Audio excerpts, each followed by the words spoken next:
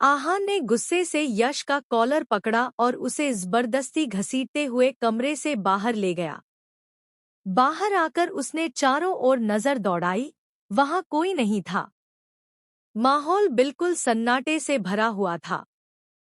तभी वह यश के बिल्कुल करीब जाकर धीमी लेकिन कड़क आवाज में बोला, हाँ तो कल तू क्या बोल रहा था? आरोही तेरे बिस्तर पर होगी? देख ले यश, सिर्फ एक दिन में मैंने तेरी पूरी दुनिया उलट-पलट कर दी। जिस आरोही पर तू अपनी गंदी नीयत रखता था, वही आरोही आज मेरी जिंदगी का हिस्सा है, मेरी बीवी है। और अब उसकी हर सांस, हर हक मेरे बिस्तर पर सिर्फ एक बीवी के दर्जे से पूरा होगा, प्यार और इज्जत के साथ। तेरा जैसा जानवरों वाली सोच रखने वाला मर्द उसके पास भी नहीं फटक सकता। तू सिर्फ देखता रह जा, कैसे आरोही मेरी बीवी बनकर अपने हर हक को मेरे साथ जिएगी। आहान की आंखों में आंख थी और आवाज में ऐसा विश्वास था मानो उसने यश को पहले ही हरा दिया हो। यह सुनते ही यश का गुस्सा सातवें आसमान पर पहुंच गया। उसका चेहरा लाल पड़ गया, नसें तन गईं। आहान झटके से यश को जोरदार धक्का मारा जिससे यश लड़खड़ाकर बाहर गिर पड़ा। आहान ने तुरंत दरवाजा बंद कर लिया। अंदर से यश की चीखती हुई आवाज गूंज रही थी, आहान, तूने मेरी जिंदगी बर्बाद कर दी। अब मैं तुझे चैन से जीने नहीं दूंगा। गेट के उस पार खड़ा आहान मुस्कुरा रहा था, जबकि यश गुस्से से पागल होकर अपने घर की ओर दौड़ पड़ा। उसके चेहरे से साफ झलक रहा था कि अब वह कुछ बड़ा और खतरनाक कदम उठाने वाला है। आरोही चुपचाप एक कोने में खड़ी थी। उसके चेहरे पर डर, दर्द और असमंजस साफ झलक रहा था। वह चाहकर भी किसी से आंख नहीं मिला पा रही थी। घर के सारे लोग उसे अजीब नजरों से देख रहे थे, कोई ताना मारने वाली नजर से, कोई सवाल करने वाली नजर से और कोई गुस्से से भरी नजर से। माहौल इतना भारी था कि कमरे की हवा तक बोझिल लग रही थी। आरोही का दिल जोर-जोर से धड़क रहा था। वह सोच रही थी कि क्या सच में अब उसका इस घर में कोई स्थान बचेगा या सब हमेशा उसे ताने ही देंगे। उसकी माँ की आंखों में आंसू थे, पिता का चेहरा सख्त और चुप था, मानो शब्द ही गुम हो गए हों। बाकी लोग भी आपस में धीमी आवाजों में बातें कर रहे थे, जैसे आरोही के हर कदम पर सवाल उठा रहे हों। तभी माहौल की खामोशी को तोड़ते हुए आरव आगे आया। उसने सबकी ओर देखा और दृढ़ आवाज में बोला, बस भी कीजिए। जो कुछ होना था, वो हो चुका है। अब अतीत को दोहराने से क्या मिलेगा? सच यही है कि आज आरोही आहान की बीवी है। यह रिश्ता हो चुका है और अब हमें इसे मान लेना चाहिए। हम चाहें या न चाहें, सच्चाई यही है कि अब आरोही इस घर का हिस्सा है। हमें उसे तानों से नहीं, अपनाने से मजबूत करना होगा। आरव की बातें सुनकर सभी लोग एक दूसरे की ओर देखने लगे। कमरे में फिर से खामोशी छा गई, लेकिन इस बार उस खामोशी में सोचने की आहट थी। आरोही की आंखों में आंसू भर आए, मगर उसके दिल में एक छोटी सी उम्मीद भी जगी कि शायद कोई तो है जो उसे समझ रहा है और उसके साथ खड़ा है। आहान की मम्मी का चेहरा सख्त हो गया था। सबकी निगाहें उनकी तरफ टिकी हुई थी। उन्होंने धीरे-धीरे अपनी नजरें रिया की तरफ उठाईं। रिया जमीन पर बैठी थी, उसकी आंखों से आंसू लगातार बह रहे थे। उसकी हालत देखकर किसी का भी दिल पिघल सकता था। उन्होंने गहरी सांस लेते हुए कहा, अगर तुम लोगों को ये रिश्ता स्वीकार करना है तो करो, मुझे कोई ऐतराज नहीं। लेकिन साफ साफ सुन लो, मैं इस लड़की को अपनी बहू कभी नहीं मानूंगी। उनकी आवाज में ठंडापन और कटुता साफ झलक रही थी, जैसे हर शब्द आरोही के दिल को चीरता चला जा रहा हो। आरोही का रोना और तेज हो गया। वह बस चुपचाप आंसू पोंछती रह गई। घर के बाकी लोग भी सकते में थे। माहौल भारी और असहज हो गया। आहान की मम्मी किसी की ओर देखे बिना पलटीं और तेज कदमों से अपने कमरे की ओर बढ़ गईं। आहान की मम्मी के कमरे में जाते ही पूरा घर सन्नाटे में डूब गया। माहौल इतना भारी हो गया था कि कोई भी कुछ कहने की हिम्मत नहीं जुटा पा रहा था। सबके चेहरे पर अजीब सी परेशानी और अनकही बातें साफ दिखाई दे रही थी। एक एक करके सब लोग चुपचाप अपने अपने कमरों की ओर चले गए। वहां हॉल में बस दो ही लोग खड़े रह गए, आरव और आरोही। आरोही के चेहरे पर दर्द साफ झलक रहा था। वह अपनी जगह पर खड़ी थी। आंसू उसके गालों तक बह आए थे, मगर उसने उन्हें पोंछने की भी कोशिश नहीं की। उसके दिल में घरवालों की ठंडी बातें गूंज रही थी। आरव धीरे धीरे उसकी तरफ बढ़ा। उसने नरम स्वर में कहा, सॉरी भाभी।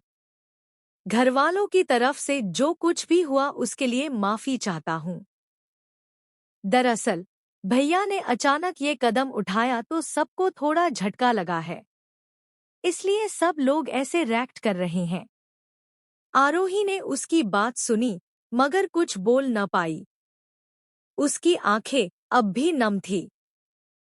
आरव ने थोड़ा और संभालते हुए कहा, आइए, मैं आपको आपके कमरे तक छोड़ देता हूँ। आप अकेली इस हालत में वहां तक जाएंगी तो सबको और बुरा लगेगा। उसके लहजे में सच्चाई और अपनापन था। आरोही ने बस हल्के से सिर हिला दिया और चुपचाप आरव के साथ चल पड़ी। दोनों धीरे धीरे सीढ़ियां चढ़ते हुए ऊपर की ओर बढ़े और पूरे घर का माहौल अभी भी भारी और बोझिल बना हुआ था। आरव धीरे धीरे आरोही को लेकर आहान के कमरे तक आया। कमरे में पहुंचकर उसने दरवाजा खोला और बड़ी नरमी से बोला, भाभी, आप यहीं बैठ जाइए। आरोही चुपचाप जाकर बिस्तर के किनारे बैठ गई। उसकी आंखों में अब भी नमी थी। चेहरा थका और उदास लग रहा था। आरव ने उसकी हालत देखी और धीरे से कहा, मुझे पता है, आपने सुबह से शायद कुछ खाया भी नहीं होगा। मैं आपके लिए कुछ खाने का इंतजाम करता हूँ। आरोही ने हल्की सी नजर उठाई मगर कुछ जवाब न दिया। आरव सीधा किचन की ओर गया। वहां जाकर उसने प्लेट में अच्छे से खाना सजाया। थोड़ा चावल, सब्जी और सलाद, सब ध्यान से रखा, जैसे उसे यकीन हो कि आरोही को इस वक्त किसी की देखभाल की जरूरत है। कुछ देर बाद वह कमरे में लौटा। प्लेट को धीरे से आरोही के सामने रखते हुए बोला, भाभी, जरा सा खा लीजिए। भूखे रहने से तबीयत और बिगड़ जाएगी। भैया भी अभी आते ही होंगे।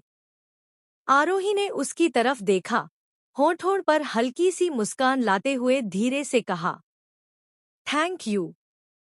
उसकी आंखों में कृतज्ञता साफ झलक रही थी। आरव ने सिर हिलाकर मुस्कुराया और बोला, मैं बाहर ही हूँ। आपको किसी भी चीज की जरूरत हो तो बस आवाज दे दीजिएगा। यह कहकर वह चुपचाप कमरे से बाहर चला गया ताकि आरोही अकेले में थोड़ा सुकून पा सके। कमरे में अब बस हल्की सी खामोशी रह गई और सामने रखी प्लेट में सजा हुआ खाना जो मानो आरव की चिंता और अपनापन बयां कर रहा था। रिया अपने कमरे में दाखिल हुई तो उसका गुस्सा और दर्द दोनों ही चरम पर थे। जैसे ही दरवाजा बंद हुआ, उसने सामने रखी अलमारी से कपड़े निकालकर जोर-जोर से इधर-उधर फेंकना शुरू कर दिया। उसके हाथ कांप रहे थे, आंखों से आंसू लगातार बह रहे थे और होंठ बुदबुदा रहे थे। हर एक कपड़ा जमीन पर गिरते ही उसके भीतर का गुबार और तेज होता जा रहा था। वह बड़बड़ाते हुए रोती रही, आहान सिर्फ मेरा है, सिर्फ मेरा। चाहे कुछ भी हो जाए, मैं उसे हासिल करके ही रहूंगी। उसकी आवाज कांप रही थी, मगर उसमें पागलपन और जिद साफ झलक रही थी। रिया ने रोते हुए दीवार पर हाथ मारा और चीख पड़ी। मैंने हमेशा से सिर्फ आहान को चाहा है।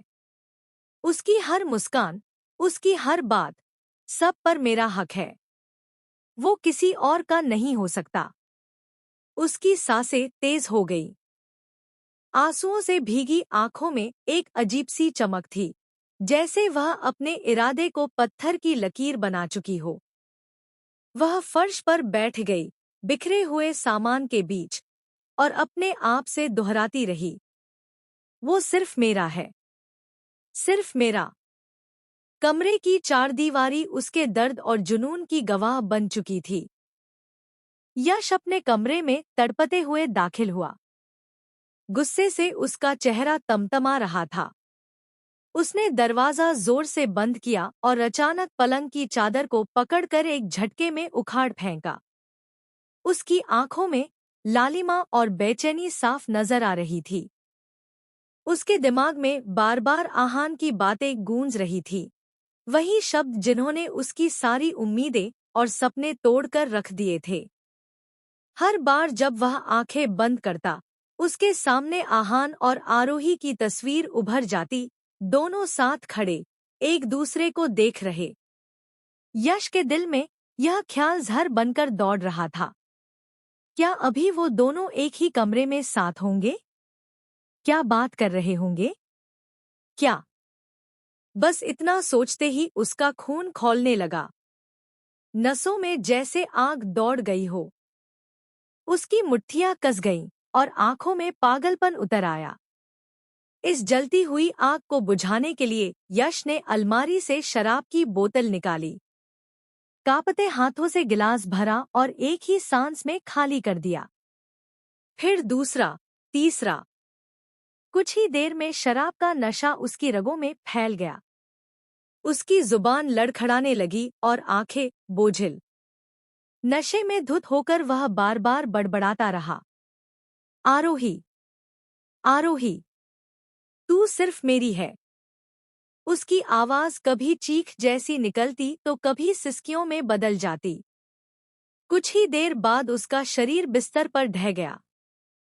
शराब की बोतल जमीन पर लुढ़क गई और यश बेहोशी की गहरी अंधेरी खाई में गिर पड़ा। कमरे में अब बस टूटी हुई चुप्पी और यश की अधूरी ख्वाहिशों की गूंज रह गई थी। आरोही चुपचाप बिस्तर पर बैठी थी।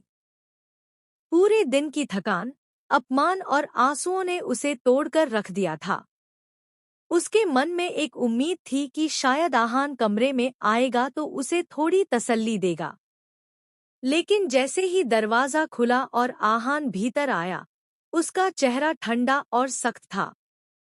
आहान ने सीधा उसकी ओर देखा और तीखे स्वर में कहा, तुम मेरे बेड पर क्या कर रही हो? आरोही एक पल के लिए हकअपका गई। उसकी आंखें चौड़ी हो गईं और होंठ कांपते हुए बोले, क्या मतलब? आहान की आवाज में झुंझलाहट थी। उसने तिरस्कार भरे लहजे में कहा, उठो मेरे बेड से, जाकर सोफे पर सो जाओ। हम लोग के बीच क्या बात हुई थी भूल गई क्या? देखो मैं बार बार रिपीट नहीं करता एक बात को। मुझे तुम में कोई इंटरेस्ट नहीं है, जाओ सोफ पे सो जाओ। यह सुनते ही आरोही का दिल जैसे टूटकर बिखर गया। वह स्तब्ध होकर आहान को देखती रह गई। उसकी आंखें पहले से ही नम थी, मगर अब उनमें और भी आंसू भर आए। उसने बिना कोई जवाब दिए धीरे से नजरें झुका ली और भारी कदमों से बिस्तर से उठकर सोफे की ओर चली गई। सोफे पर बैठते ही उसके गालों पर आंसुओं की धार और तेज बहने लगी। दिल में सवाल उठ रहा था, क्या यही मेरा हक है? क्या यही मेरी जगह है? लेकिन उसके पास जवाब नहीं था। उधर आहान अलमारी से कपड़े निकालकर सीधे वॉशरूम चला गया। अंदर जाकर उसने कपड़े बदले और बाहर आकर बिना एक शब्द बोले बिस्तर पर लेट गया। फिर हाथ बढ़ाकर कमरे की लाइट बंद कर दी। कमरे में अंधेरा छा गया, मगर उस अंधेरे में भी आरोही की आंखें आहान की तरफ देख रही थी। उसका दिल चाह रहा था कि वो पुकारे, उसे रोके, उससे बात करे, मगर उसकी आवाज गले में ही अटक गई। आंसू उसकी पलकों से निकलकर गालों पर लुढ़कते रहे। बिस्तर और सोफे के बीच की दूरी उस वक्त उनके रिश्ते की खामोशी से कहीं ज्यादा बड़ी लग रही थी। अनदेखी मोहब्बत, एक ऐसी कहानी जो शुरू तो हो चुकी है, पर अंजाम अभी बाकी है।